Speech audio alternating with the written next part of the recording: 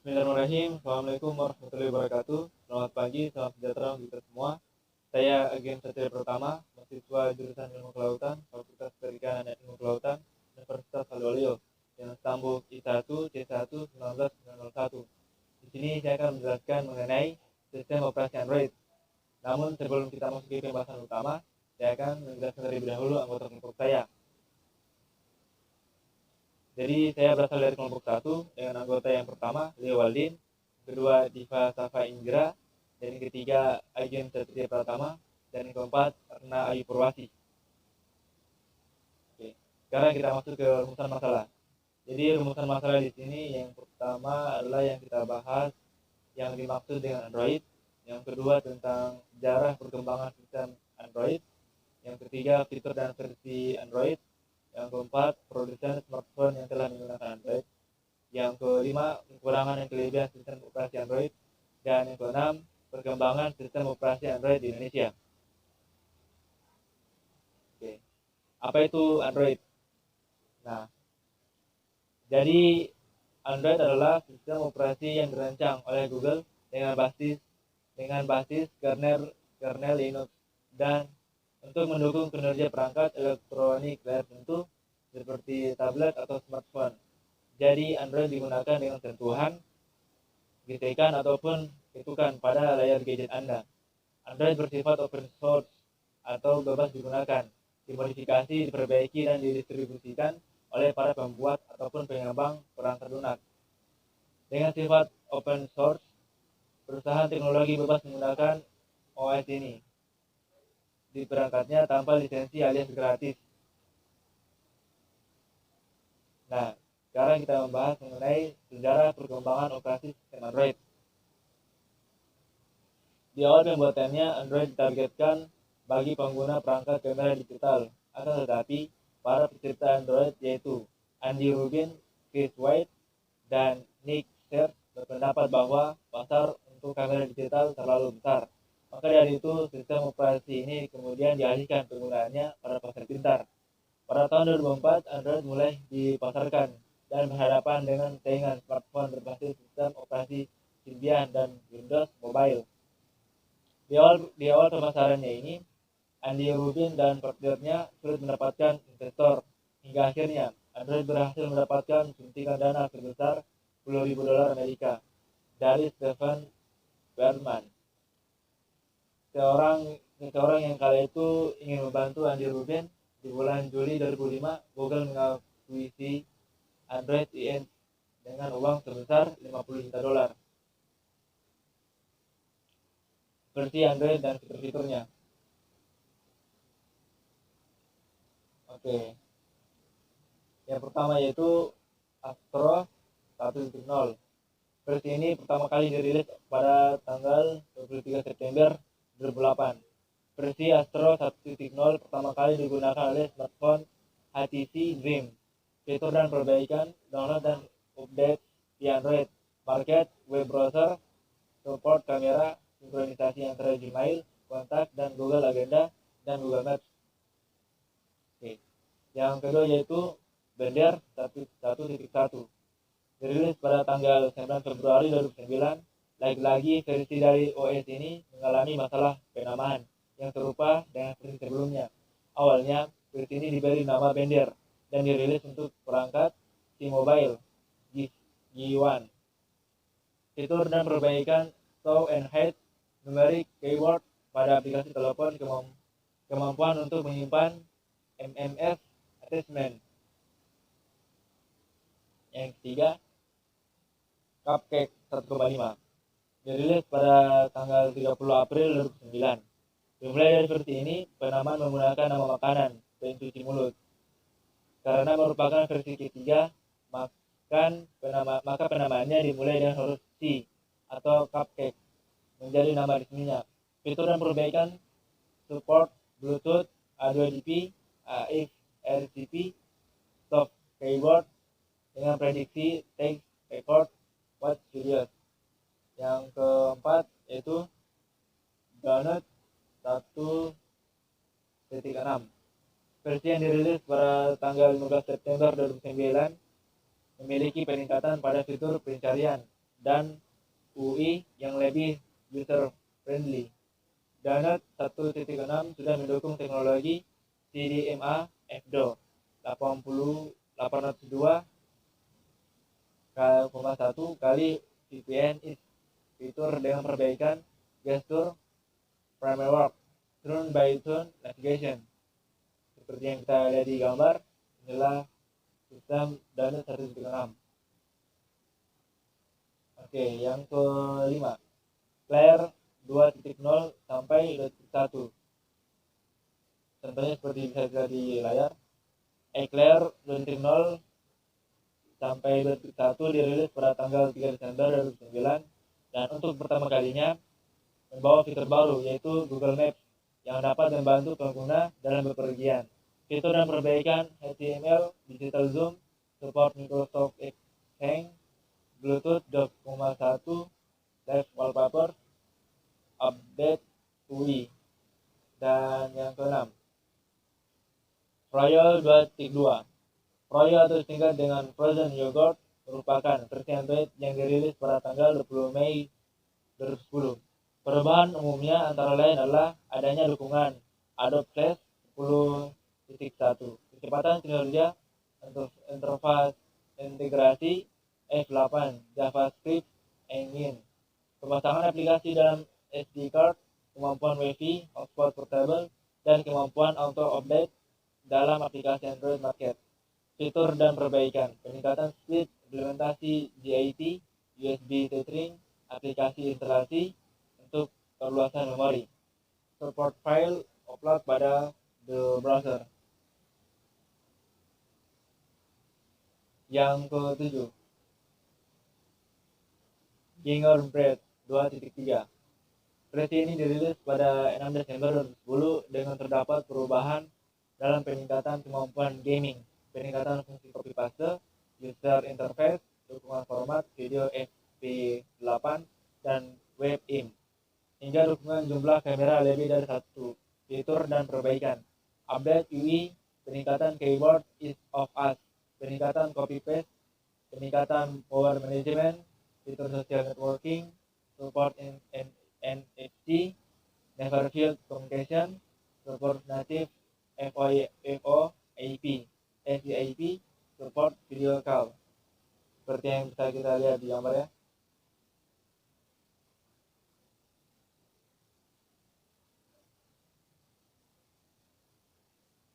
Oke, yang ke-8, Honeycomb 3.0 atau 3.1.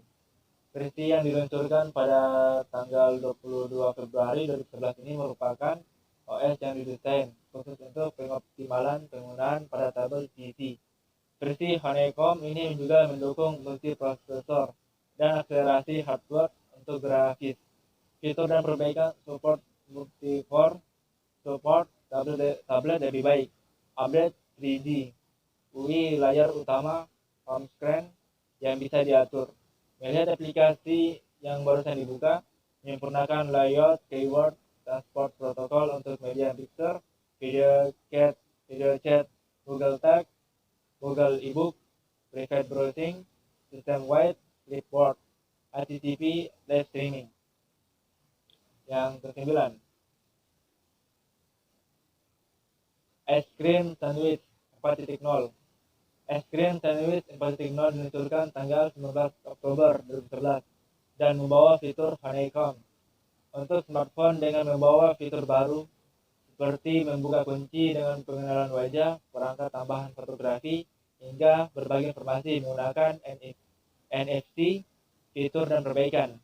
Penggunaan sistem lock screen yang baru, peningkatan text input dan koreksi ejaan, control over network data, support aplikasi email IS F14, P14, fitur Wi-Fi direct, support Bluetooth health device profile. Seperti bisa kita lihat gambar contohnya. Dan yang ke-10. Oke. Jadi Bean 4.1, 4.2 dan 4.3. Di tahun 2012 Android mengeluarkan versi Jelly Bean Lewat versi Jelly Bean 4.1, Google mulai menerapkan teknologi asisten digital Google Now yang bisa diakses langsung dari home screen. Pada versi 4.2 terdapat fitur Photosphere untuk panorama, Daydream sebagai scan saver, power control, dan sebagainya. Sedangkan versi 4.3 merupakan pembaruan dari versi sebelumnya. Fitur dan perbaikan support Google Now, support voice search, pencarian dengan perintah suara, peningkatan kecepatan, peningkatan aplikasi kamera, mengaktifkan sistem akses, mode gestur tubuh, dan keyboard for braille. Oke, yang ke-11, KitKat 4.1. KitKat 4.4. KitKat 4.4 diluncurkan pada tanggal 3 September 2013. Versi yang sebelumnya bernama Keylampi ini membawa peningkatan yang cukup signifikan karena Google lebih fokus meningkatkan user experience. Versi ini dioptimalkan untuk berjalan pada rentang yang lebih besar dari versi Android sebelumnya. Disarankan perangkat harus memiliki minimal RAM 512 MB. Fitur dan perbaikan terdapat fitur screen recording untuk merekam kegiatan yang terjadi pada layar smartphone. Neural Translation System UI, peningkatan akses notifikasi, sistem web setting, dan closed caption peningkatan kerja. Seperti yang bisa kita lihat gambar, contoh dari sistem Android KitKat 4.4. Yang ke-12, Lollipop 5.0. Jadi versi yang diluncurkan pada tanggal 12 November 2014 ini tersedia secara resmi melalui over the air OTA. Perubahan yang paling menonjol dalam versi ini adalah user interface yang didesain ulang dan dibangun dengan material dengan desain. Fitur dan perbaikan desain material, peningkatan kecepatan, peningkatan daya tahan baterai. Jadi contoh dari Lollipop 5.0 ini seperti ini. Ini adalah Samsung Galaxy J5. Ini adalah masih menggunakan sistem Android Lollipop 5.0. Oke, lanjut yang ke-13. Marshmallow 6.0. Sistem operasi ini membawa banyak fitur canggih, mulai dari DOS untuk menghemat baterai, dukungan USB Type-C, percobaan multi Windows, sensor sidik jari untuk buka kunci layar, hingga pengguna bisa memakai dua aplikasi berbeda dalam satu layar. Fitur-fitur dan perbaikan support USB Type-C, support autentikasi sidik jari, fingerprint authentication, daya tahan baterai lebih meningkat dengan manajemen konsumsi baterai oleh DOS. Permission dashboard, akses sistem UI standar, support sistem pembayaran dengan Android Pay yang berkolaborasi dengan fingerprint authentication sehingga terjamin keamanannya tanpa fungsi Google Now yang tidak sekedar melayani perintah suara. Seperti yang bisa kita lihat di layar, contoh dari aplikasi dari sistem Android Marshmallow 0. Oke, yang ke-14, Nougat 7.0. Versi ini merupakan salah satu upgrade terbesar dalam sistem operasi Android. Nougat 7.0 merupakan pengembangan dari Marshmallow yang meningkatkan performa dari interface yang lebih intuitif. Fitur-fitur dan perbaikan support multi Windows dapat langsung membalas pesan dari jendela atau menu notifikasi. Tampilan panel notifikasi dan feed setting yang baru. Mode DOS yang ditingkatkan, DOS mode 2.0, menu diantaranya sistem setting. Oke, yang ke-15, Oreo 8.0. Oreo 8.0 dirilis pada tahun 2017 yang menambahkan lebih banyak fitur multitasking dan perombakan bagian notifikasi. Pengguna bisa mengatur mana saja notifikasi yang ingin ditampilkan. Tampilan UI-nya juga lebih rapi dan segar serta difokuskan untuk memudahkan pengguna mengakses aplikasi dan mencari informasi. Fitur-fitur dan perbaikan Android O lebih fokus pada kecepatan dan efisiensi. Kecepatan pop-up 2 kali lebih cepat, mode fixer dan in-fixer lebih fleksibel dari Android N. Aplikasi yang berjalan di latar belakang lebih diperketat untuk menghemat baterai. Baterai lebih tahan lama, emoji yang diperbaharui dan lebih banyak. Seperti contoh ya teman-teman. Nah, lanjut yang ke-16, P9.0. Versi yang diluncurkan pada bulan Agustus 2018 ini mengganti 3 tombol navigasi dengan tombol tunggal berbentuk elips. Android P disokong dengan kemampuan kecerdasan buatan AI yang menjadikannya bisa mempelajari pola penggunaan secara otomatis. Fitur dan perbaikan Smart Reply dari notifikasi. Smart Reply di notifikasi Android P Google.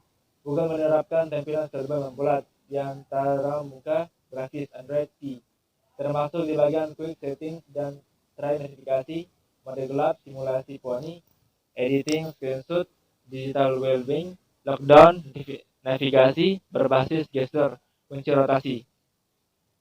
Seperti yang bisa kita lihat. Oke, lanjut. Smartphone yang menggunakan Android. Telepon seluler komersial pertama yang menggunakan sistem operasi Android adalah HTC Dream yang diluncurkan pada tanggal 22 Oktober 2008. Pada tahun 2010, Google merilis seri Nexus, perangkat telepon pintar dan tablet dengan sistem operasi Android yang diproduksi oleh mitra produsen telepon seluler seperti HTC, LG, dan Samsung.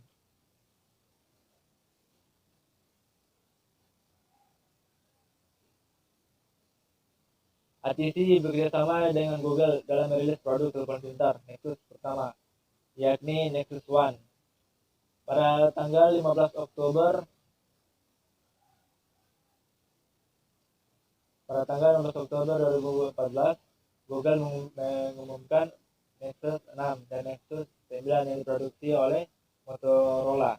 Dan HTC pada 13 Maret 2013, Larry Page mengumumkan dalam postingan blognya bahwa Andy Rubin telah pindah dari divisi Android untuk mengerjakan proyek baru di Google.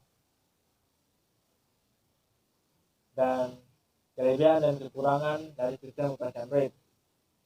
Oke, yang pertama, kelebihan. Merupakan sistem operasi open source, harganya beragam, memiliki banyak dukungan aplikasi, mudah dimodifikasi. Namun, Android memiliki kekurangan, antaranya yaitu kerja sistemnya yang cukup berat, hasil modifikasi sering menyebabkan sistem bekerja tidak stabil dan kurang optimal, kurang responsif jika disandingkan spesifikasi hardware yang tidak baik. Perkembangan sistem operasi Android di Indonesia. Nah, teman-teman, sekarang kita akan membahas lagi mengenai perkembangan sistem operasi Android di Indonesia. Langsung saja. Oke. Pasar Android di Indonesia akan berkembang seiring dari banyaknya operator seluler dan smartphone gencar menyuarakan open source Android. Semakin berkembangnya aplikasi mobile, maka terciptalah sebuah sistem operasi yang dikembangkan untuk perangkat mobile berbasis Linux, yaitu Android. Pada awalnya, sistem operasi ini dikembangkan oleh Android Inc. yang kemudian dibeli oleh Google pada tahun 2005. Dalam usaha untuk mengembangkan Android, pada tahun 2007 dibentuklah Open Handset alias OH, sebuah himpunan dari beberapa perusahaan dengan tujuan untuk mengembangkan standar terbuka untuk perangkat mobile. Oke. Sekitar tahun 2014 yang lalu, ketika pertama kali telepon genggam berbasis Android resmi masuk di Indonesia, harganya masih sangat mahal dan produknya pun masih langka. Sekarang keadaannya sudah sangat berbeda. Banyak vendor baik lokal maupun luar memasarkan berbagai macam handset berbasis Android di Indonesia. Harga dan jenisnya pun bervariasi, dari yang low end berharga di bawah 1 juta hingga high end dengan harga di atas 5 juta. Oke. Dan teman-teman, itulah tadi mengenai permasalahan saya mengenai sistem operasi Android. Dan untuk itu saya ingin mohon pamit. Semoga apa yang dapat saya sampaikan dapat bermanfaat untuk kita semua dan semoga dapat menjadi bahan tujuan kita semua. Dan untuk itu saya tutup dengan ucapan billahi taufiq wal hidayah. Assalamualaikum warahmatullahi wabarakatuh.